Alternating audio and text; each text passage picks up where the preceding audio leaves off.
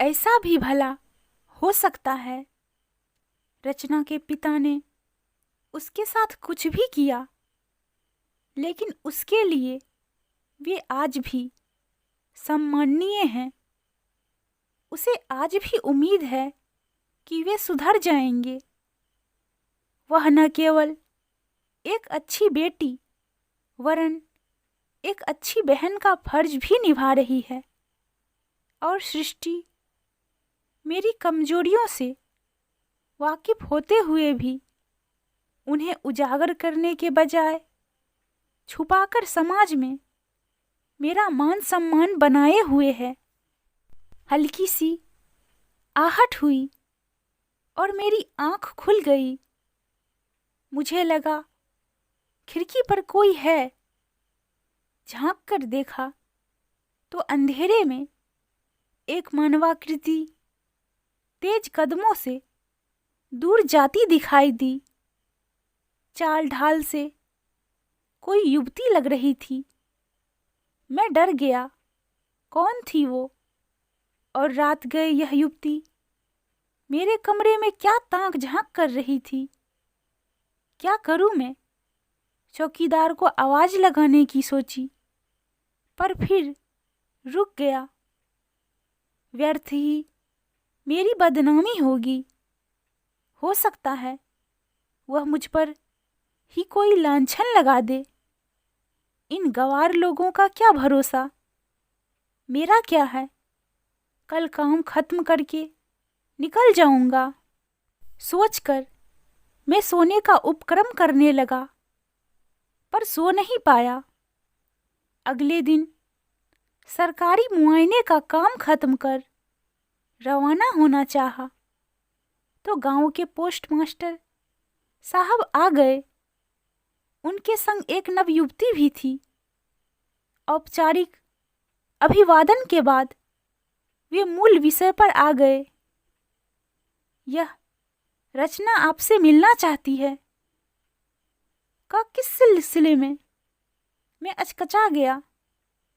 युवती बेहद खूबसूरत और आकर्षक थी। मैं चाहकर भी नजरें नहीं हटा पा रहा था। आपको याद नहीं साहब, पिछली बार आप पंचायत चुनाव के वक्त आए थे और 3 दिन यहीं डाक बंगले में रुके थे। तब इसी ने आपकी सेवा टहल की थी। ओह, तो यह वो है। मैंने सोचा, दरअसल उस समय इसका गौना हुआ ही था। यह हर वक्त आपके सामने घूंघट काढ़े रहती थी, इसीलिए आप पहचान नहीं पाए। मुझे याद आया, पिछली बार मैंने इस नवयौवना की एक झलक पाने का कितना प्रयास किया था, पर नाकामयाब रहा था।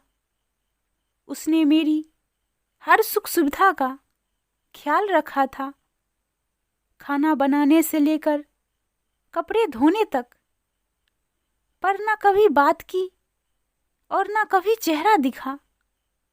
अभी कोई 2 महीने पहले ब्याह हुआ और 2 दिन बाद ही पति चल बसा। अरे वो कैसे? मैंने चौंक कर पूछा। पियक्कर था हुजूर, गाड़ी के नीचे आ गया। खैर, होना था सो हो गया। अब यह यहाँ नहीं रहना चाहती। शहर जाकर छोटा मोटा काम करके जिंदगी गुजारना चाहती है। ज्यादा पढ़ी लिखी तो है नहीं। आपको कहते संकोच कर रही थी। मैंने कहा मैं कह दूंगा। आप इसे अपने संग शहर ले जाइए और इसके लायक कुछ जुगाड़ कर दीजिए। मैं कैसे अपने संग ले जा सकता हूँ? मेरे सामने अपनी बीवी का चेहरा घूम गया। मैं प्रयास करूंगा, यदि कुछ हो पाया तो बुला लूंगा। मेरे सूखे आश्वासन से युवती का चेहरा बुझ गया। पोस्टमास्टर साहब उसे समझाते बुझाते ले गए। बला टली। सोचकर मैंने चैन की सांस ली। मैं गांव की सीमा से बाहर निकल ही रहा था कि वही युवती रचना जाने कहाँ से भागती हुई आई और रुकने का इशारा करने लगी। मैंने जीप रुकवाई और रुखाई से पूछा, अब क्या है? वह डर गई पर साहस जुटाकर बोली, आपसे अकेले में बात करनी है। मेरी स्थिति अजीब सी हो गई पर मैं जीप से उतरकर सड़क के किनारे हो लिया। मैं अब इस गांव में एक पल भी नहीं रह सकती। मेरा बाप नशेड़ी है, दिन भर पीकर पड़ा रहता है। नशे की झोंक में ही उसने मेरा रिश्ता उस नशेड़ी से तय किया था। वह तो मर गया पर अब गांव के आवारा लड़के मेरे पीछे पड़े रहते हैं। न दिन में चैन है न रात में। बापू को होश नहीं रहता। माँ पहले ही गुजर चुकी। भाई बहुत छोटा है। यहाँ घुट घुट कर जीने से तो अच्छा है कि कहीं डूब मरूं, कहीं काम नहीं मिलेगा। तब तक आपके यहाँ झाड़ू बर्तन कर लूंगी। आप संग नहीं ले गए तो मैं यहीं उस कुएं में कूद जाऊंगी। वह भाई को समझाकर कपड़े वगैरह लेकर आई थी। उसकी धमकी से मैं सिहर गया। डरते डरते उसे लेकर घर में प्रवेश किया। सृष्टि को सारी कहानी बताई तो अबला ही जाने अबला का दर्द की तर्ज पर उसने रचना को हाथों हाथ लिया। रचना ने भी जल्दी ही घर का कामकाज संभाल लिया। लेकिन उसके रहते मैं अपने ही घर में अजनबी सा महसूस करने लगा था। हर वक्त सज सवर कर भले मानुस बने रहना अखरने लगा था। मन में डर लगा रहता कि उसका यौवन और सौंदर्य कहीं मुझे भटका न दे। जाने क्यों यह छोटी सी बात सृष्टि समझ नहीं पा रही थी कि आग और घी को इस तरह पास पास छोड़ना खतरे का आगाज करना है। लेकिन मानो उन दोनों को मुझ पर अटूट विश्वास था, जो मुझे गर्व की बजाय झुंझलाहट से भर देता। क्यों मेरे आत्म संयम की परीक्षा लेने पर तुली है ये दोनों? नहीं कर सकता मैं यह सदाचारी होने का ढोंग। ना चाहते हुए भी जाने क्या देखने की चाहत में नजरें चुपके से उसका पीछा करती। उस दिन तो मेरी सहन शक्ति हद पार कर गई, जब पड़ोसी ललित ने बातों ही बातों में मुझे छेड़ दिया। अब तो भाभी जी को महीने 2 महीने के लिए पीहर भेज दो। अरे दिक्कत क्या है? पीछे है तो सही संभालने वाली, बल्कि ज्यादा अच्छे से संभाल लेगी। ही करते उसे ऐसे व्यंग्यपूर्ण अश्लील तरीके से उसने दांत निपोड़े कि मेरा खून खौल उठा। घर में घुसते ही मैं सृष्टि पर दहाड़ उठा। सृष्टि, आज और इसी वक्त तुमने उस रचना का कहीं और इंतजाम नहीं किया तो मैं कल ही उसे उसके गांव पटक आऊंगा। मैंने कोई खैरात सराय खाना नहीं खोल रखा है। रचना उस वक्त बाजार गई हुई थी, जिसका मुझे आभास था। इसीलिए मेरी आवाज में और भी जोश आ गया था। पर वो बेचारी सृष्टि ने हल्का सा प्रतिरोध किया। कोई बेचारी नहीं, सहानुभूति दिखाकर कुछ दिन रख लिया बस। कल को लोग उल्टी सीधी बातें करें, मुझे ये सब बर्दाश्त नहीं। फरमान जारी कर मैं तीर की तरह घर से निकल गया। शाम को धड़कते दिल से घर में प्रवेश किया। कहीं सृष्टि ने उसे सब कुछ ज्यों का त्यों उगलकर रवाना न कर दिया हो। यदि ऐसा किया होगा तो मेरी क्या छवि रह जाएगी उसके दिल में, या शायद कुछ कहा ही ना हो और अभी हमेशा की तरह वह चाय का कप लेकर हाजिर हो जाए मेरे सामने। पर वह नहीं आई। उसकी जगह मेरी 12 वर्षीय बेटी पीहू चाय लेकर आई। अरे तुम आज खेलने नहीं गई? नहीं, माँ ने अब से खेलना बंद करवा दिया है। उनका हाथ बटाना है घर के कामों में। रचना मौसी जो चली गई है, अभी तो शाम का खाना भी बनाना है। उसने मुंह फुलाते हुए कहा। अरे पर मैंने कुछ कहना चाहा, लेकिन रसोई से सृष्टि को आते देख अपने होठ काट लिए। मैं किसी भी रूप में यह नहीं दर्शाना चाहता था कि मुझे रचना के जाने की कोई परवाह है। हालांकि मन ही मन में यह जानने के लिए मरा जा रहा था कि वह कहाँ गई और सृष्टि ने उसे क्या कहकर भेजा। घर में सब मानो मेरे धैर्य की परीक्षा ले रहे थे, क्योंकि रचना का कोई नाम भी नहीं लेता था। मानो इस नाम का कोई प्राणी इस घर में कभी आया ही ना हो। बरसों पुरानी बात है यह, पर आज भी जहन में ऐसे ताजा है मानो कल की ही बात हो। तब मैं पुरुषोचित दंभ का शिकार था, लेकिन अब मुझे लगता है कि पुरुष सर्वज्ञाता सर्वशक्तिशाली होने का आडंबर मात्र रचते हैं, जबकि स्त्रियां हमारी रग रग पहचानते हुए भी हमारे इस आडंबर को बनाए रखती है, क्योंकि वे हमें हमारी ही नजरों में गिरा हुआ नहीं देख सकती। अपने इस प्रयास में वे हम पुरुषों से बहुत ऊंचा उठ जाती है। इस सत्य का पहली बार एहसास मुझे तब हुआ जब सृष्टि पीहू को लेकर अपने पीहर किसी शादी में गई हुई थी। मैं ऐसे मौकों पर अपनी गली में स्थित एक मेस में खाना खाया करता था। उस दिन भी मैं वहीं चला गया था। वहां नौकरों को निर्देश देती रचना को देख मैं अचंभे में पड़ गया। मैंने चुपचाप मुड़कर लौटना चाहा, लेकिन उसने मुझे देख लिया। अरे आइए ना साहब, खाना खाए बिना कैसे जा रहे हैं?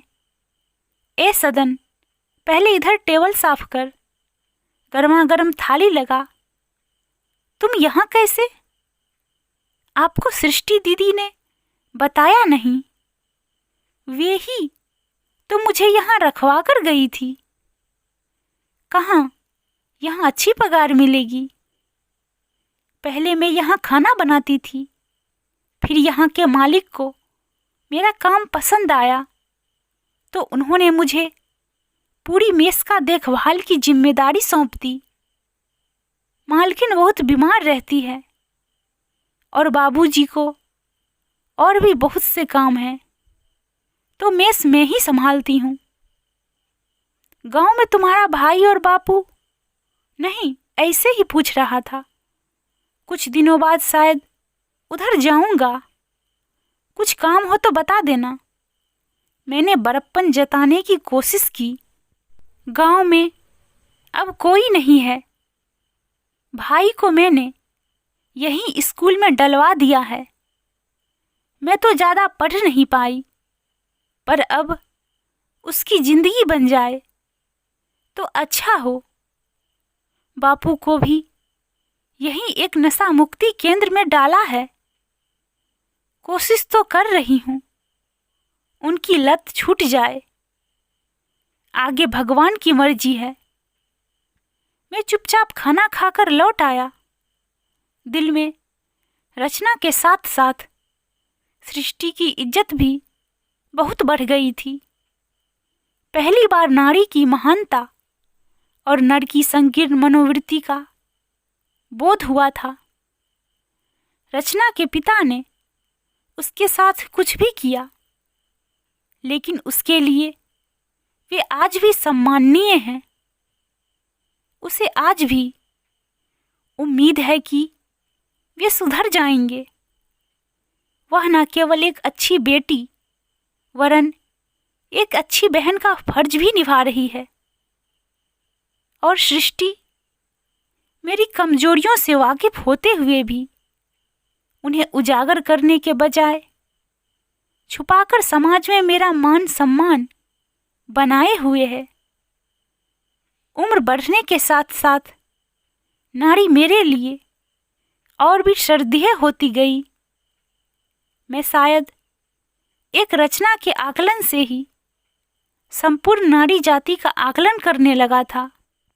अपनी मालकिन की बीमारी से मौत के बाद जब अधेड़ मालिक ने रचना के सम्मुख अपनी बिखरती गृहस्थी को सहेजने का प्रस्ताव रखा तो एहसानों के बोझ तले दबी रचना ने 20 साल के बेटे की सौतेली मां बनना भी स्वीकार कर लिया।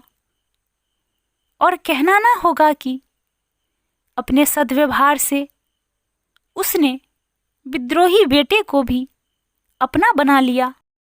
आज वह अपनी मां का राजदुलारा है। अपने पुरुषोचित दंभ का खोल मुझे अब खोखला प्रतीत होने लगा था, लेकिन जब भी मैं इससे बाहर आकर सहजता से लोगों में रचना की तारीफ करता तो वे मेरी खिल्ली उड़ाने लगते। उनके अनुसार मैं व्यर्थ ही नारी का महिमा मंडन कर रहा हूं। ये सब करना तो एक नारी का कर्तव्य है। लोगों की नजरों में किसी नारी का ये सब करना एक आम बात है, और रचना भी एक आम स्त्री मात्र है। लेकिन मुझे ये सब असाधारण लगते। नवविवाहिता से नखरे उठाए बिना ही गृहस्थी का बोझ उठा लेना, गोंद मेवे के लड्डू खाए बिना ही माँ की महकती जिम्मेदारियां अपने कंधे पर ले लेना, ये क्या आम बातें हैं? सृष्टि के स्वर्गवास के बाद माँ की तरह पीहू की देखभाल करना और कन्यादान तक का धर्म तक निभाना, क्या यह आम बात है? एक पुरुष यदि ये सब कुछ करता तो अब तक महापुरुष बन गया होता, लेकिन वो तो ठहरी साधारण नारी। नारी का असाधारण काम भी साधारण है। खैर, 60 बरस का होने चला हूं। लोग ठीक कहते हैं कि अब मैं सठियाने लगा हूं। 2 दिनों से खाना बनाने वाली बाई नहीं आ रही, खुद ही पका रहा हूं। लेकिन आज सवेरे से ही बदन में हरारत सी लग रही थी। शाम होते होते बुखार चढ़ाया। सवेरे से 1 गिलास दूध के अलावा पेट में कुछ नहीं गया था। खाली पेट दवा कैसे लूं? यह सोचकर मेस वाले लड़के सदन को टिफिन भेजने के लिए फोन कर दिया। एक पुस्तक पढ़ते पढ़ते जाने कब आंख लग गई। चूड़ी और पायल की खनखनाहट से आंख खुली।